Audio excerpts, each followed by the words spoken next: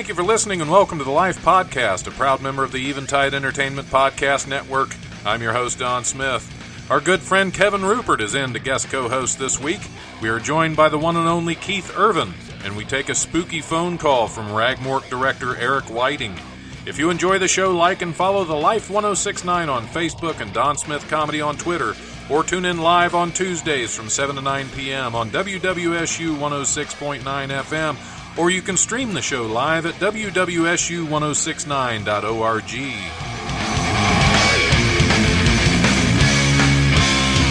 The brutal presence overwhelms me. The brutal presence overwhelms me. All right. Hey, welcome to the Life Radio Show. It's Tuesday. It's what time is it? It's after 7 p.m. because, you know, Patrick's show went late. Stepping on my time now. That's okay. That's what a producer's for, is just to wreck your whole show for you. Right. See, I had so many things going on that had to happen right at 7, and now they're gone. They're all gone. You're just CP a little bit. Just a little CP. Ain't nothing wrong with it. In the studio with me, my co-host is in for the week. Kevin Rupert is back. Good, It's going all right, man. Everybody survived the storms and the tornadoes. Nobody got blown away. No. That's good. That's good. That's a good thing. It's a good thing. Is anybody else having their phone explode today with group messages to make sure you're okay? Oh, yeah, I've been asleep all day. Yeah, that's probably the best way to do it. Keith Irvin. Keith Irvin is in as our first guest of the evening. It's been a minute, hasn't it? A little bit. We did the promo a little bit over at DATV. That's true. Is that the last one you were on? Mm-hmm. Oh, okay. Well, I know it'd been a while since you've been in the studio. Well, welcome back. Welcome back. Thank you for having me. Yeah. So what all do you have going on over at DATV now? You know, you get more and more shows you're involved with. So what's happening? I can't stop producing these shows. Yeah, you should produce mine because you know. I've got a serious comedian with Raymond Jackson. We're on the 3rd episode I just shot last week. So how's that going? Pretty good. It's going good. We had the first episode. We had who do we have on there? We had Jesse and Andre Clark and Nate Washington and Eric Buggio was on there. And they were talking about it was 420. Oh, so okay. Yeah, that made it. It's always a good time for a comedian show. Made it real interesting. And then the second show we had, it was light. A couple of people couldn't make it, so we had Jesse and Jonathan Craig stepped up. Oh, okay. So it was the three, and really nice conversation they had. They just talking about their experiences getting into comedy and whatnot. It's a half-hour show. Hey, Flowed that's fun. real nice, and it's getting some pretty decent feedback. Good. So, and now is hashtag comedy ain't easy? Is that still just on the back burner for now? Yeah. I don't know. I'm not sure where I want to go with that because I've been working on this, and then also I'm in signed up for another stage play. See, that's addictive. Yeah. Yeah, it is. It really is. It's called "You Don't Know My Story." It'll be we go on August 24th at Shiloh Church up on Main Street. Okay. So this is another one with Cortez Jackson. Mr. Cortez Jackson is the producer. Yes, he talked me into. Now, is this a reprisal of your role of Peanut Butter? Is this no? Well, no. My character never had a name, so when he kind of rewrote the script, of course, you never stick to right. Oh yeah, to what you write, and he lets me kind of freelance and write my own dialogue for. Oh, that's fun. So yeah, that's because he wants the comedy relief in there, so he kind of lets me hold the reins on it. So I picked Peanut Butter as my name. So you picked Peanut Butter this time, is it? Yeah, because I'm the bellhop. It's like a hotel. Scene. Sounds fun. So I'm the bellhop, and he didn't have a name, so I said, well, I'll just do Peanut Butter again as a character. Because it goes well on your name tag. Peanut Butter with a job, yes. So the last time you were peanut butter, he didn't have a job? Is that? Well, he didn't have one where he got income taxes. Oh, you know okay, what I mean? okay. Kinda, so it's just little, now side business. Now he has a 401. Oh, good. He's coming up. He's growing up. up. Yes, he is. That's good. Good for peanut butter. Yeah. So then I'm working on this other one I'm really liking. It's going to be called Comedy Showcase Make Me Laugh. And I want it to be kind of like music videos. You know how they show different music videos? Right. Well, I want mine to be comedians, and I want either people to send me their sets in, and I'll premiere them on, like I got a green screen with a nice setup in the. So Are you going to do like bad open mic sets too? No, I want it to be showcases. Oh, okay. And I want them to be because I don't want it to be in some dark bar. You know what I mean? So I want it to be in a well-lit audio bar. If it's a nice, because there's some nice showcases. Oh, yeah. You know what I mean? With the lighting and whatnot. So we'll see how that goes. I've got 3 already in my pocket, so I'm going to do like a promo shoot next month when I can get back in the studio and shoot it. So we'll see how that one goes. Sorry. Hopefully we'll have a call in soon. Eric Whiting is supposed to be calling in a few minutes. So. Okay. From DATV as well, who's also his film Ragmork is getting ready to premiere, I believe. Yeah, I believe this Friday. He's calling in. Yeah. Is he calling in now? Okay, well go ahead and stick him on there. Yeah, he premiered me in that baby. Hey, this is the Life Radio Show. Hey, this is Eric. How's it going? All right. Hey, we were just talking about you. Imagine that. Nice. So what's happening, man? Well, I've been at DATV tonight, but the power's out, so I have no idea when our power's going to come back on. Oh, lovely, lovely. There's a lot of that going around. Right. Yeah, this whole block where we are, it feels like a ghost town. Yeah. Wow. Are you actually at DATV or? I'm actually, we're just closing up. I'm in the parking lot now. Oh, okay. Well, it's good to have you on. I was hoping to get you in the studio. If I'd have known you were closing down there, I'd have made you come in here. Yeah. Hey, I didn't know there was going to be a giant tornado. Nobody knew. You didn't know that? I thought for sure. If anybody knows, it's going to be Whiting.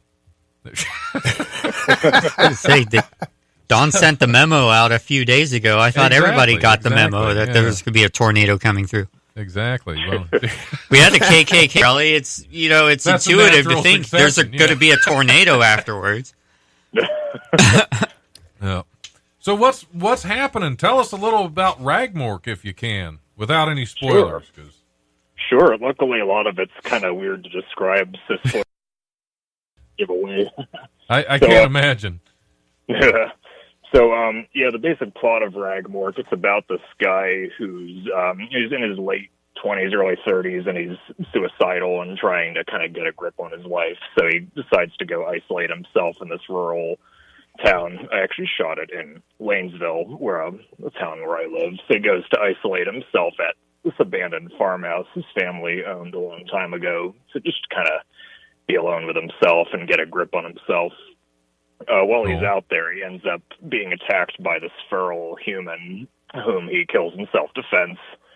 And then things get weird after that, and he starts seeing and hearing weird noises around the house, and eventually starts to believe that the guy is still alive and stalking him, and he can't figure out what's real and what's in his head, and then it just keeps getting more insane as it goes. Huh. That sounds like the path most stand-up comics take before their first open mic. I'm depressed and suicidal. Maybe I'll do comedy. Well, actually, you'd be happy to know one of your there's a skit you're in that appears on TV early in the movie. That one where you're doing stand-up comedy for a room of nobody except yourself. Oh. Yeah, it's one of the things he watches on TV.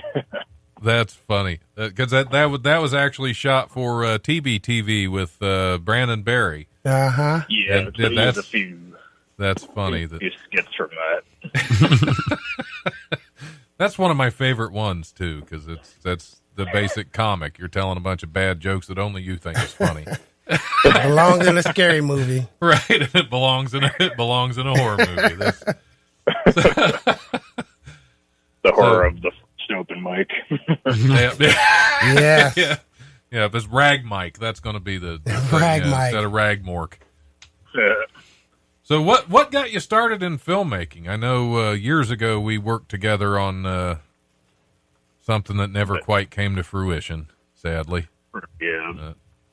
So when I was a kid, I was real fascinated by filmmaking. Like around the time Jurassic Park came out, I became interested in the special effects and just how they were done. And so when I was about 5 or 6, I started writing short stories, mostly in my head. I didn't really write them on paper, and I started imagining movies I wanted to make. So when I was about 13, I had a camera at home, so I started making movies with like action figures and stuff, and sometimes with friends or relatives, and then it just kind of evolved from there. Then I actually wrote short stories at the time. Actually, I forgot, Ragmork is loosely based on something I wrote when I was 13. Oh, wow. Kind of a similar story, but it was about a group of kids who killed a guy in self-defense and then found him stalking them. So it was more like along the lines of Goosebumps or something. So now that I've gotten older and experienced life a little more, I took some of those ideas but made it more about existential dread mixed with the weird paranoia. Right. Which, well, once you get older, you always have that. Yeah. the dread and the paranoia is. So I was going to tell you one of the things I actually talked to Ebright a while back, and I have the script for LXA now.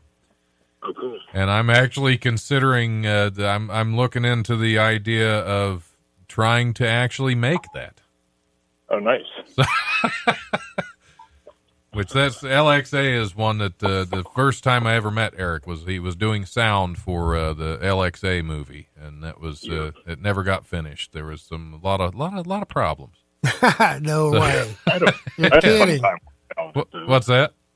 I said I had a fun time working on it. Oh yeah, it was a blast. It just there was some there was a little craziness. Like the first weekend, the one guy was so drunk when he was on set they couldn't even keep him awake long enough to do his lines. Oh, that's right.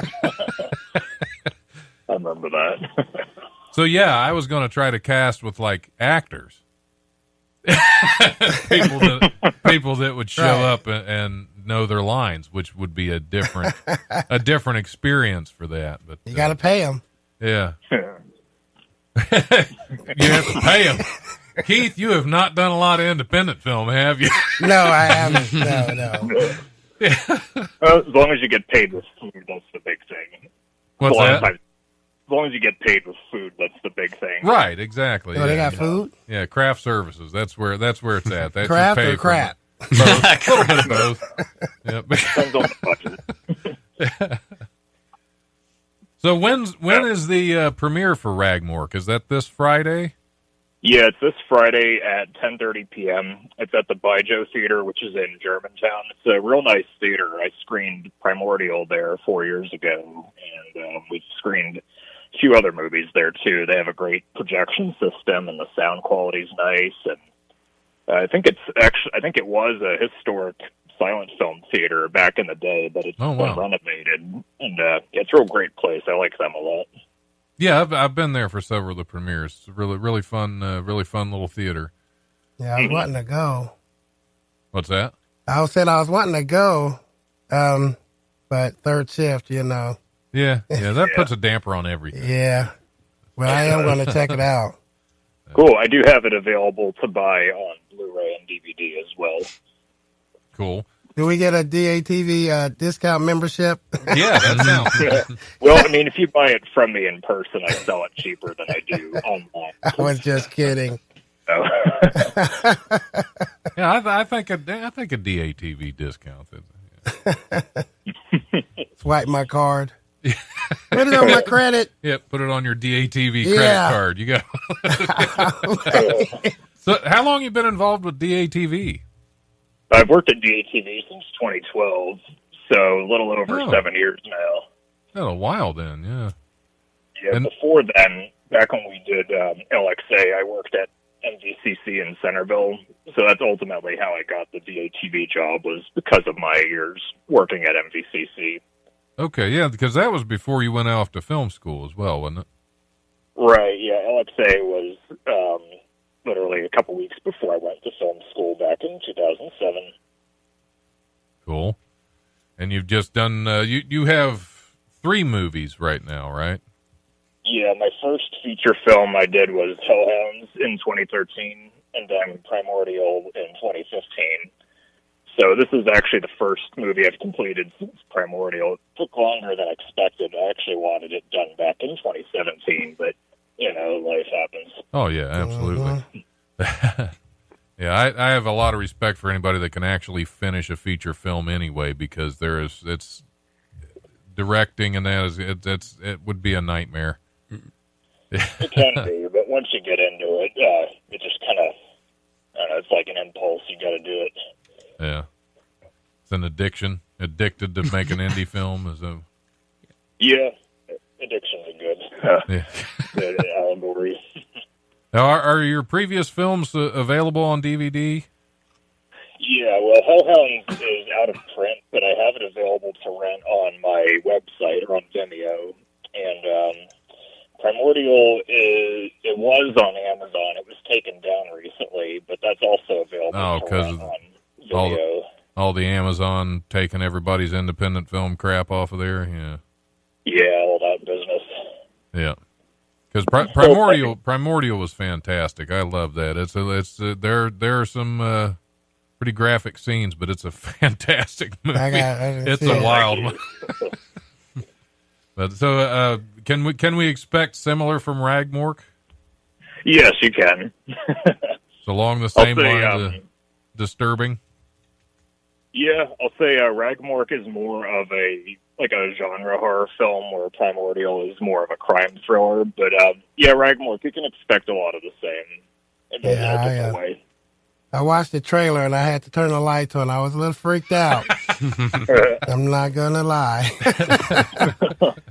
I got creeped out writing some of it back when I was writing it. Most of it was late at night, so I would start to get creeped out by certain ideas and things at 3 or 4 in the morning. Yeah, that would do it. Was it more creeped out of what you wrote, or the fact that you wrote that? Is that right? Where's your mind at? I guess more of just the ideas, because I've always thought that the ideas in your head are often scarier than anything you'll watch or read from other people, because the way you imagine it is something that only you can see, really. Yeah, that's true. Yeah, until you make it into a movie, then hopefully you can convey what the madness that you saw in your head. Which is what makes film such a fun medium, is because you get to put your ideas into other people's heads that way. Right, yep. So one more time, I'm going to have to do the comedy rundown, but one more time, this Friday, 10:30, the Baijiu Theater in Germantown. That's right. All right. Get out and see Ragmork. Is there a fee to get in on that, or? Yeah, it's just $8. Well, that's not bad. $8, and you can get your popcorn. Yeah, they have good snacks there. And get scared. Yeah. Get scared. Bring a blanket. Well, me being a colored person going to Germantown is scary enough. Yeah, right. Well, bring Rupert with you. All right, that way, I'll bring my token white guy. And you got you got your white guy with you, and somebody to cuddle with when you get scared. And we're together. What's that? Great belly button. Oh, okay. Really nice for spooning. Oh, okay. Well, there you go. See, Rupert's into it, so you're good. Yeah. Now I'm scared. Yep, this is going to be a scariest movie you ever saw. I think I work Friday. I was going to take off, and I think I'm going to... If there's nothing at work is going to be as bad as having to cuddle with Rupert.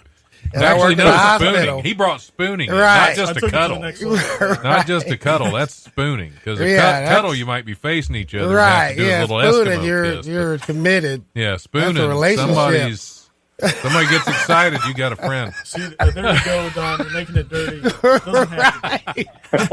Yep, all spooning has to be dirty, Rupert. Yeah, That's what it's all about. It's where it starts. All right. All right. Well, Eric, it was good to hear from you. Thanks for calling in. Thanks for having me on the show. What's that?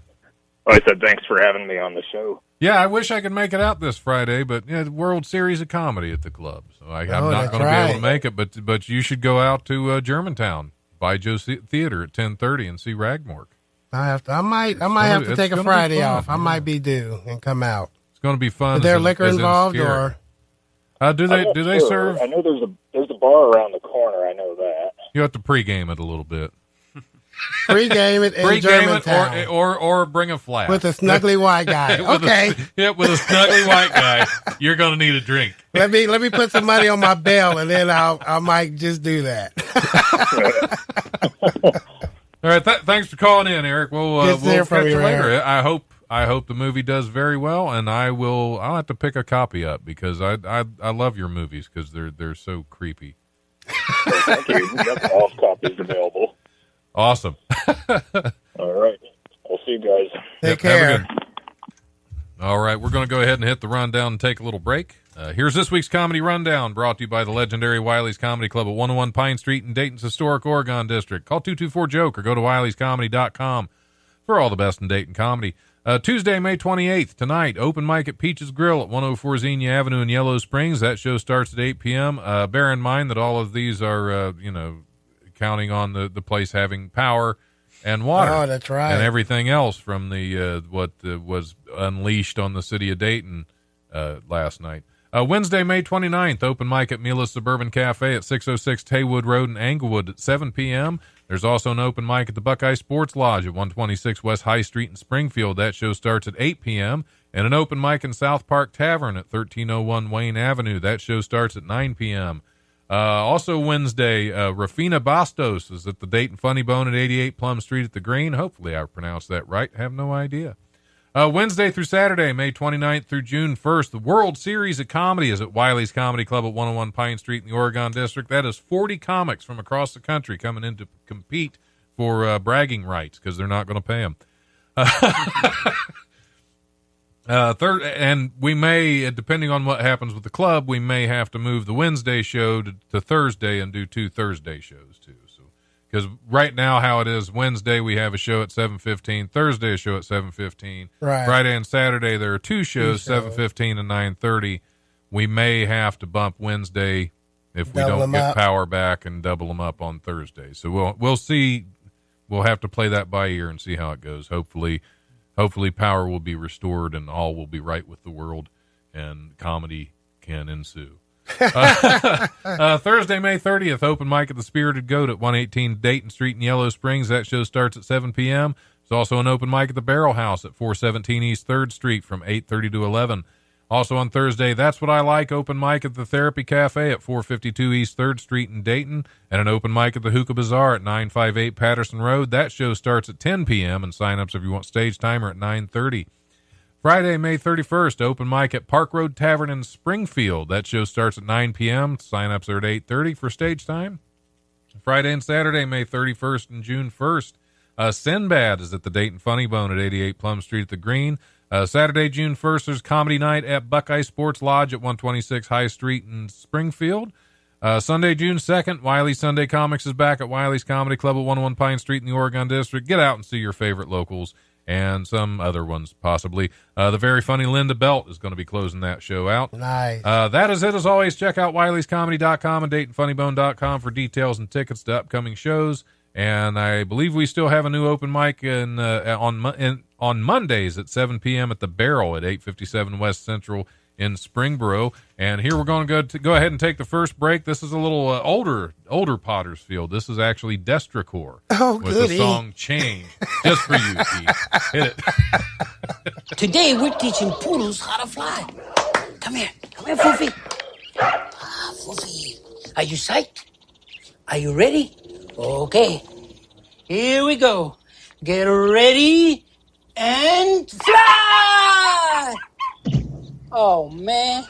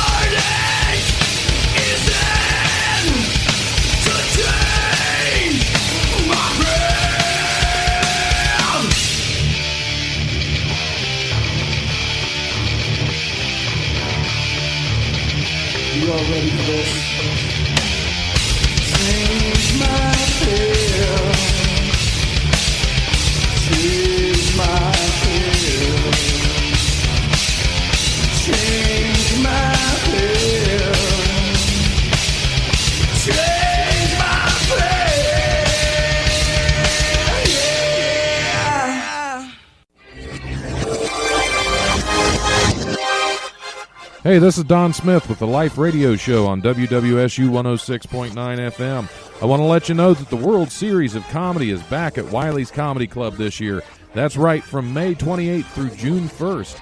40 top comedians will compete for bragging rights, prizes, and the chance to go to the main event in St. Louis to compete against the top 100 comics in the country. This is a great chance to come out and support your favorite local comics and see some up-and-coming funny people doing what they do best. Tickets are available at wileyscomedy.com. See them all now while they still work cheap. Hey man, this is Donnie Baker at Wiley's Comedy Club, and you're listening to WWSU 106.9. I swear to God. Nice. All right. Hey, we're back on the live radio show. And we're back. We're black. I don't know. Is there a point? I don't know. Is anybody listening?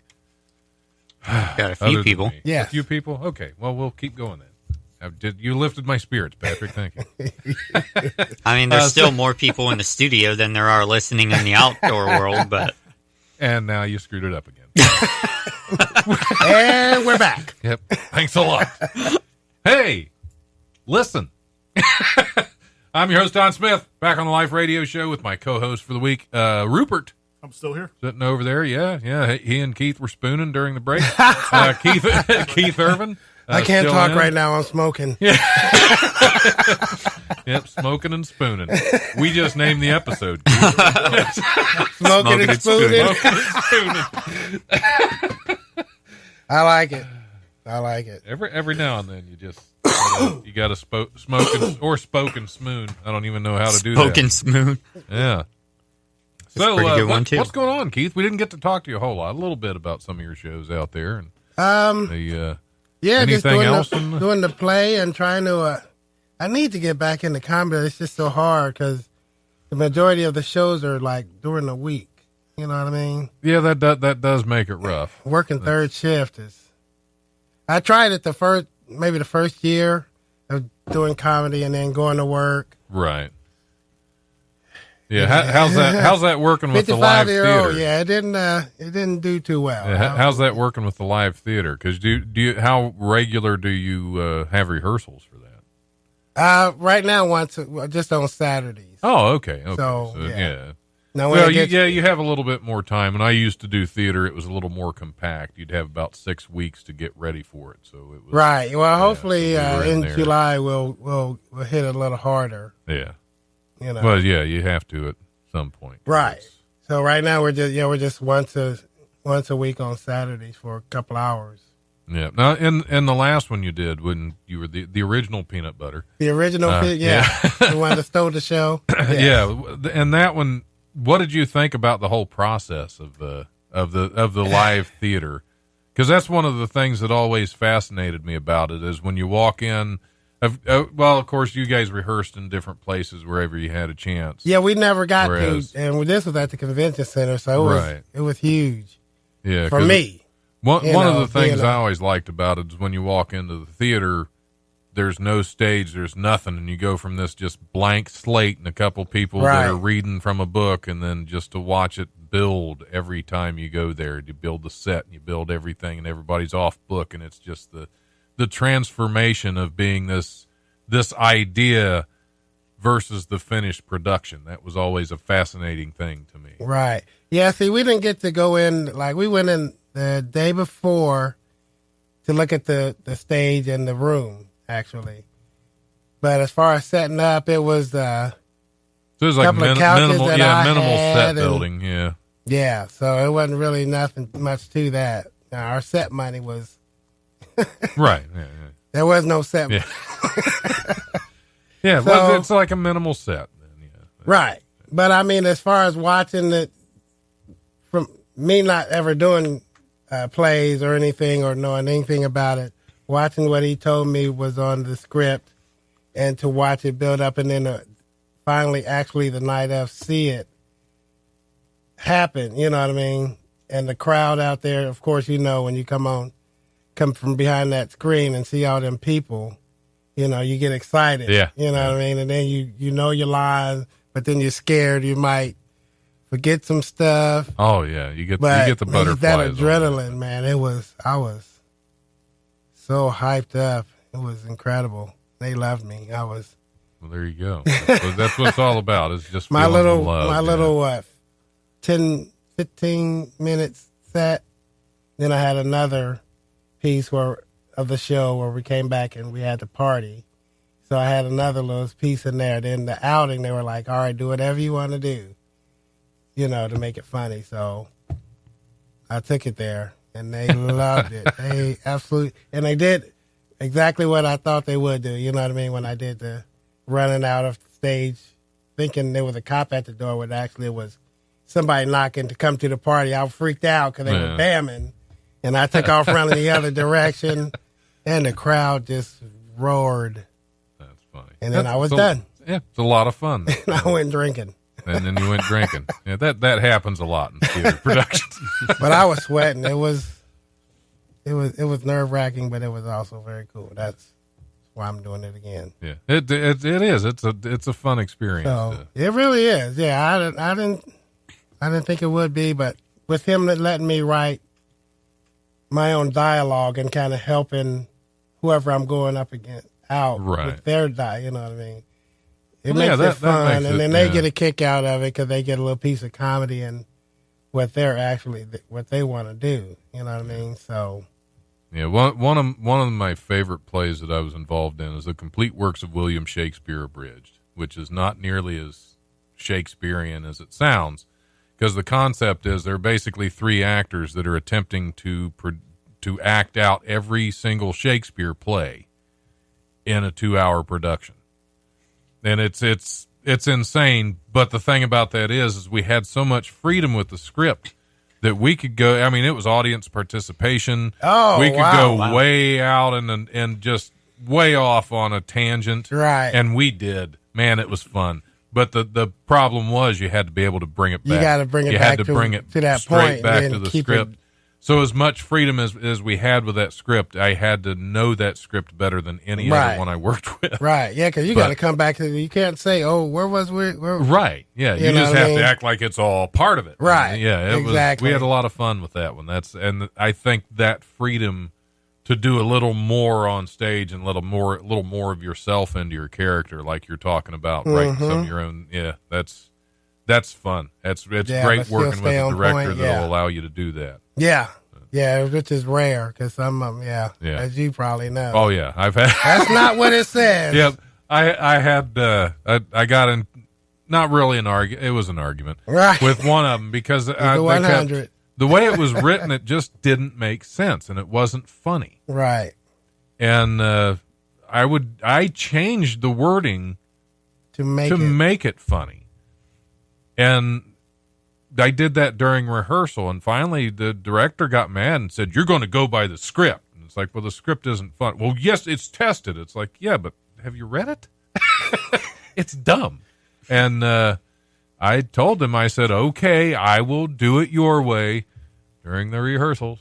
It's like, it's a live production. Stop me now. That's exactly what Cortez said. He's like, I got you through rehearsals, but once the play starts, whatever happens out on stage, has no control over it. That's the fun of it. You know what I mean? Yeah. That's the fun of it, and the which fear they did of it. a lot. Yeah. But I mean, like I said, the play went well, and everybody loved it, and for what we had and what we went through for that year. Yeah, because you had you had to keep recasting every time I turned around. Yeah, we finally got our full cast 2 weeks before the play. Wow. Yeah. Yeah. That's fun. Yeah, that's fun. Yeah. I was brought into one. I was brought into one as a backup after somebody left. I think it was 3 weeks before they opened. So that was an exciting moment. Yeah. When you have that. But these aren't professionals either. These are, hey, my cousin ain't doing nothing. Right. You want to use, and everybody did great. And like I said, the play went off with a hitch, and there were some hiccups, of course, like with the audio, and because we only, I guess everything's union down there, so you have to have somebody to do the sound, the mics, the audio we had on this, you know what I mean? Yeah. So that would be a pain. Yeah, but people got it. Yeah, that's the thing. That's why I liked it, because it's weird to see how it comes together, and so much of it seems to be last minute. Yeah, where you don't think there's any possible way, and then you hit the stage and it's like, oh, okay, this worked. Right. Yeah, after that last call, it was, Yeah. I was in heaven. How many shows did you do? Just the one. You just did one showing Just of it? one. So I can imagine, because that's so much work for Right. Because you guys, when you do shows, you do like weeks. And yeah, we usually do most of the local theaters do 2-week runs. Dayton Theater Guild used to do 3, and they do, I think, 4 shows a week. Right. Like so you've got room to, get better and improve. Yeah. Or worse. Or worse. Actually, no, there is a, it's kind of, there's a point in a play where you're at your best. Okay. Yeah. And you usually hope that's right about the time you're opening. And that's the thing that always bugged me about doing 3-week runs is you'd start to come down after that. And the last week, you were just ready for it to be done. Right, yeah, because you've done the same, kind of like when you do open mics. Right, when you do the same set over and over again. And we get it, the banana. Yeah. Yep, yeah. Proctologist. That's exactly what they said. Oh, yeah, there's Keith. There's a proctologist. We know you had a colonoscopy. All right, move on. Yep. Can we move on from this? Right. You're spooning with Rupert now. We get it. Now I got to write a set about spooning. Yep. The proctologist was just preparation. All right. Preparation 8. Yep. There you go. Preparation 8. I like it. I did write one about going to get the complete physical. I thought it was, and I tried it with John Reef when I was. Oh, did you? It did really well, and I wrote it like the night before. It was so funny. So. I got a kick out of that. So I'm 6 years. I'm getting there. Yeah. I just would like to get out more and do more comedy. Comedically, you're a year older than me. Yeah. Right. I just hit my 5 years. Yeah. So, but like I said, I would like to get out more and do more comedy. But yeah, I've been trying. Between, I did hosted that's for the guy right over Mr. there. Donnie You're Baker. spooning, buddy, because he's got a bunch of shows. Yeah, I saw that. I was looking. I'm sure he'll hopefully reach out to me and. He's gonna reach out to you. Oh my gosh! Now I'm gonna get me too. Yeah, right. Sure, I'll put you on one of my shows. You got to spoon with me. Yeah. That's how I got in. This is the Dayton Comedy Casting Couch, is what we. Yeah, there you go. There you go. Smoking and spooning with Rupert. All right, we should probably hit some news stories. Otherwise, we aren't going to know what's going on. How about them tornadoes? Yeah, what happened? The New York Police Department used a photo of Woody Harrelson in its facial recognition program in an attempt to identify a beer thief who looked like the actor, according to a report published last Thursday. Georgetown University's Center on Privacy and Technology highlighted the April 2017 episode in Garbage In, Garbage Out, a report on what it says are flawed practices in law enforcement's use of facial recognition. The report says security footage of the thief was too pixelated and produced no matches, while high-quality images of Harrelson, a 3-time Oscar nominee, returned several possible matches and led to one arrest. Was it Woody? Yeah, it was Woody. That's what they got him. That's the twist at the end. It was like when I wasn't even in Cleveland. The bad thing is, it was actually him that stole the beer. No, I'm kidding. He's fallen on hard times. Yeah, he did great in that Archie Bunker role. Did you see that? I have not seen that. Oh, it was really good for our first day with Archie Bunker and the Jeffersons. They kind of did like a remake of it. Yeah, I had heard something about that. Yeah, it was really good. I think it was the exact same dialogue from the original Archie Bunker and Jefferson show. Oh wow! I didn't know that. I didn't know it was already out. I thought it was like a one-time live in front of a studio audience. I'm trying to think of the late night host that put it Jimmy on. Kimmel? Jimmy Kimmel, yeah. Oh, okay. And had the original writer that wrote all of them and the Jeffersons and the Good Times and what's his name? Well, he's old now, but he wrote all that stuff. Huh? Yeah, I did not know that. Yeah, it was really good. You have to check it out if you can find it, of course. Yeah, I have to look for that. Sorry, I was distracted. Oh. Yeah, sit. It's just the black Sit guy. down, Neil. Just the Sit black down. guy. Calm down. Don't. Sit down, Neil. We'll be with you. Worst part is we got a camera monitor over here, so Did it even catch if we him? look this way, we'll still be able to see him and get distracted.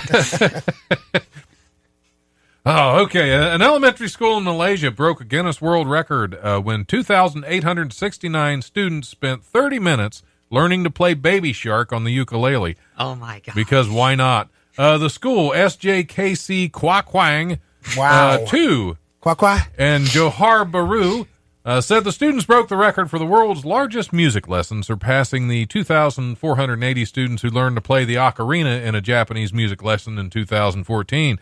Principal Tiabun Sai said something I couldn't understand. No, said the vast majority of the students had never picked up a ukulele before the record attempt, and they proved to be fast learners. So this just proves again you can get a Guinness World Record for anything, so long as you look and there's nothing done yet. Or maybe 66% of the entire song is a single note. Right. There you go. I'm still stuck on that quack part. Quack? Yeah. If I ever have a kid, that's going to be his name. What's your name? Quack. Yeah. Yep. Quakwang. Yeah, quakwang for a girl. Quakwang. Oh, okay. I always thought the quakwang. wang would be for the guy. I didn't. My bad. Only when spooning. Let's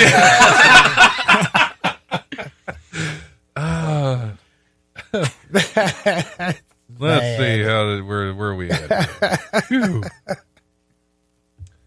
I'm not even sure what half of these are because like most of these articles have been like from 3 weeks ago and I didn't get to them last time. Have you ever had one of those moments where some embarrassing memory launches into your mind unbidden and unwanted, and you spend several painful moments reliving your own shame and misery? I'm guessing that such moments may become common when you host a radio. No, okay. May become common in Christopher Fitzgibbon's future, and I'm guessing the moments he'll painfully reflect on will revolve around the time he tried to get a village to pay him because he lowered his car so much he could no longer drive it in his hometown. Yes, 23-year-old Fitzgibbon spent $3,800 to lower his Volkswagen Passat, so the car now only has 4 inches of ground clearance. And the result of doing so is he can no longer take his usual route to work through the village of Galbally in Limerick, Ireland, not Ireland. Well, it is an island, but still. Ireland. Because the village has installed 6-inch high speed bumps on various roads in the town. Fitzgibbons claims he has incurred $2,500 worth of damage to his Passat by driving over the traffic calming humps, and he wants the village to pay for it. The village seems to be taking a stance where they would prefer Fitzgibbon to get bent. So, my question is, did they install the speed bumps before or after he lowered it to 4 inches? I think after. They saw him doing it. It's like, oh, I got an idea. Yeah. That must be a small community to pick on one guy. Yeah. Like, hey, look what George is doing. Let's, I mean, it is an island. Let's get some speed bumps in. Yeah. That much higher. Just sprinkle some gravel on top of it. He'll never know. See if his car starts taking off like the Deuce of Hazzard. Mm-hmm. They're passing tax levies just to mess with this guy. Yeah. Money for those speed bumps. Yep. Years ago, when I was having a dispute with my neighbor, he had blocked me in my driveway, and he thought it was funny. So I had a 4-wheel drive Jeep. So I drove out my back, knocked my fence down, and drove up over this big grass hill and out into the parking lot and onto the street on the other side of my house. About 6 months ago, my wife was parked in the driveway, and my personal car was behind hers, and I was in my work truck. So she decided to try to do the same thing with a Mazda 3. How far she get? Right to the top of the hill. Grounded out, and she called me. She's like, I'm stuck on a hill. Jack and Jill went out the hill. She's going to kill me for telling that story, but it was funny. And it was fitting because of this guy. At least she didn't have her Mazda lowered before that happened. Right. She said, well, you did it. I said, I was in a 4-wheel drive Exactly, Jeep. Yeah. It's not quite the same as a Mazda 3. Not even a little bit. Oh, so there's I think there still might be a bald spot in the grass when that happens. She wasn't teetering, was she? Teetering, yep. She had to call AAA and get him out there. Oh, that's hilarious. Life's embarrassing moments. Sorry, I didn't mean to tell on you, honey. Right. Then she don't even try to explain it. We know, we get it. Oh, man, I'm not even sure. Oh, okay. This is going to be the story that we end on. FBI agents made an astonishing discovery this morning while executing a search warrant at the residence of a Houston mortician. The Federal Bureau of Investigation suspected 54-year-old Dave Murray, an employee of the Harris County Morgue, of being implicated in an organ trafficking network. Investigating several reports of missing organs and body parts, dozens of agents raided his residence this morning, hoping to find evidence of his involvement in the crimes. What they found on site was a lot more disturbing than what they expected, as the FBI spokesperson Andy Ramirez described the scene in an interview with WNTV4, quote, "There were shelves everywhere filled with hundreds of glass jars, each of them contained a penis floating in formalin. The total haul was 3,178 embalmed human penises." Sorry, Keith, the look on your face. Yet another tragic story of someone neglecting the balls. Yes, exactly. Always the penis, never the ball. Yep, you got it. Yeah, they were in a cup. They were cupped off to the side. Y'all do as know. They should be. Y'all do know without the ball, the penis is nothing. Oh, so yeah, that's... Wow. That's an organ theft. Yeah, there's not much. They said it all. They said it was a mouthful, right? This reminds me of the stories of European Roman Catholic churches apparently having embalmed foreskins that they claim were from Jesus Christ. And of course, you got to think there's multiple churches that claim to have the foreskin of Jesus Christ. Well, you ever heard the story of the loaves and fishes? He can feed thousands with a piece of fish and a loaf of bread. So how far do you think his foreskin could stretch?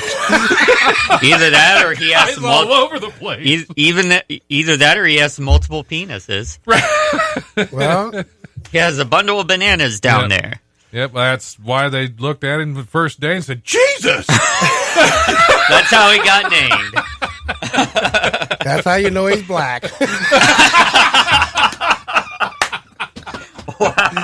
Did I just say that? Yeah, you just said that, Keith. That's okay. We got to laugh, so we'll accept your penis joke this time. At least we're not floating them off somewhere. Yeah, at least they're not floating in formalin. Right. I'll take pickled penis for 1,000, Alex. That would just imagine being the first guy to walk in to that scene. Okay, I'm done. Yeah, I imagine that's the look right finished. there. I don't know. That's quite a visual. It is. It would have been, I'd imagine.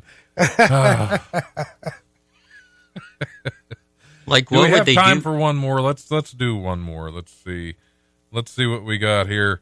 Here's an idiot. What's in a name tag? Well, for one Nebraska man, it means criminal charges. Lincoln police arrested 26-year-old Markel Towner on Tuesday for allegedly resisting arrest and providing a false name to officers, the department wrote on Facebook earlier this week. Police responding to the report of domestic assault around 10:30 p.m. found the suspect, Towner, sitting in a parked vehicle outside the home. They noted that Towner had also had 2 warrants for his arrest. When they questioned him, he allegedly gave him the name D'Angelo Towns, according to Omaha station KETV. However, the astute officers said they noticed a lanyard around Towner's neck that read Markel Towner. If you're going to lie about your identity, take your name tag off. Don't do D'Angelo. Yeah, don't do D'Angelo. Your name ain't D'Angelo. Right. So yeah, that's all we got. Wow. Pickled penises and fake names. That's well. There you go. Any thoughts? I'm trying to. The perfect way to round out this show. Well, there you go. There you go. I gotta go buy me some bottled water. Some formalin, is that what? Yeah. Did you see that? They're gouging the waters. Yeah, I was going to stop and pick up a couple for the show, and I ended up buying a whole case because it was still under $5. It's like, I'm going to get it now. Oh, really? I just seen some. They were like $12 and $13. That is so ridiculous when they do that. It's like, hey, you guys, there's been a tragedy. You guys are hard up for water. Yeah, I'll charge you 3 times what I normally would. That's the free market for you, right there. That's supply and demand. That's exactly how it works. Exactly, and that's what all this other guy was doing. He was just waiting for the cost of penises to go up. He had 3,200 of them in jars. Sorry, but I think in today's society, the demand for penis is going down. So the price of penises are also going down. Yeah, that's pretty much true. Penises are a dime a dozen. They'll have a going out of business sale on the penises. Everything must go. Right. Balls, on the other hand. Yeah, they're pretty rare. Yeah, the balls on the other hand. That's Peter Piner picked the penis. Picked a pack of pickled penises. There was a pint of pickled penises. Picked a pint of pickled penises. Yeah, you're out when it comes to that. Right. All right, Keith My Irvin. Where can we find? I was going to say Everybody Loves Raymond, but serious comedians. Serious comedians. Serious with Raymond Comedian Jackson. is on, of course, GATV. If you've got Spectrum, I think it's like Channel 5 for Dayton. And, of course, my YouTube channel, all my shows are on there. Keith Irvin /YouTube, D Strong Productions, Comedy Ain't Easy, whatever avenue you take to get there. Subscribe. I need subscribers. Yeah, subscribe. Check out some shows. They are really good conversations, and Ray does really well. And I'm looking forward to this next one coming out. It's really it's pretty funny, actually. So cool. I look forward to it. I watched a couple of them. Yeah. It's just I don't get a lot of time to watch things. So. And then if you can, holler out to me if you got a set or a show that you'd like to put on my Make Me Laugh, because I want to get some videos, and I'll go out and shoot some live ones locally. Rupert's Rupert's got a set that'll make you laugh. Yeah, send it in, because I want to kind of build up and get a couple of episodes under my belt before I put it out.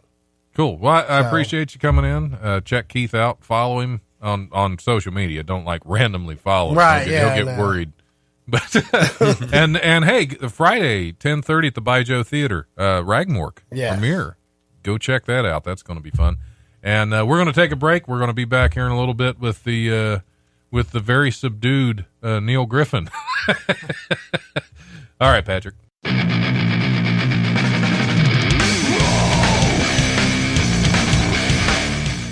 Thanks for listening to the Life Radio Show podcast. Check us out on Eventide Entertainment Podcast Network or wherever you listen to podcasts. Remember, if you want to listen live, we're on Tuesdays from 7 to 9 p.m. on WWSU 106.9 FM, with repeats on Wednesdays from 10 to noon and Thursdays from noon to 2. You can also stream the show live at WWSU1069.org. If you have suggestions or comments for the show, feel free to email thelife1069@gmail.com.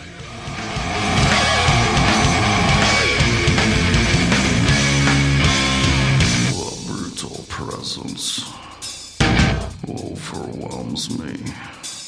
The brutal presence.